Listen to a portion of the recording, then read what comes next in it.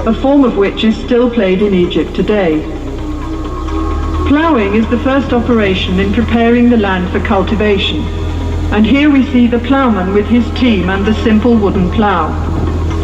After ploughing, the heavy clods of soil are broken up with a hoe, and then furrows are made with the broad-bladed mattock. The sower scatters the seed from a small bag or basket, and sheep follow the sower to press the seed into the tough soil with their feet. Beside the houses in the background are pigeon towers. The Egyptians kept pigeons for food, and they were used for carrying messages, especially for the army. The fields are irrigated by means of the shadoof, which works like a balance, with a bucket at one end of the long pole and a heavy stone as a counterweight. Shadoofs are still sometimes used in the Egyptian countryside. When the grain is harvested, the sheaves are carried to the threshing floor in a net bag hung on a long pole. When a thick layer of grain has been spread on the circular floor, oxen or cows are driven round to break up the ears of grain with their heavy feet. The next process is winnowing, when the grain is tossed up into the air so that the lighter chaff or husk will blow away on the wind.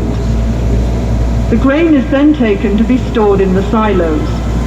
The scribe makes a careful record of all the grain which is being stored. This was important for taxation purposes, as there was no money in Egypt in Pharaonic times.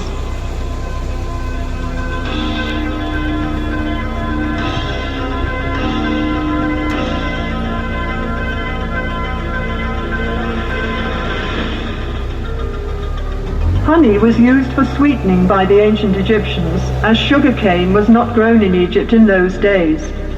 Beehives were made of pottery tubes piled up in rows, and in some parts of the country, beehives are still made this way today. The River Nile was the main highway of communication in Pharaonic times, so boat building was an important industry.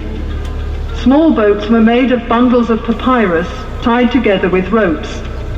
Such boats were used for short journeys and for fishing or hunting trips. Larger boats were made of wood, usually cedar wood imported from Lebanon. Wooden boats were pegged together with dowels and sewn together with ropes, as can be seen in the cross-section on the bank. When the boat was put into the water, the wood expanded and the rope shrank, so the boat became completely watertight. A royal boat of this type can be seen in the museum beside the Great Pyramid of King Cheops at Giza. The palm tree was a valuable resource for the Egyptians. The trunk was used in house building, and the branches provided fronds for making mats and baskets, while furniture and boxes were made from the ribs. The boxes were used for storage and as cages for small animals and birds. The Egyptians today still use the various parts of the palm tree for the same purposes. There were many different kinds of fish in the Nile and its canals which made good food, and fishing was also popular as a sport.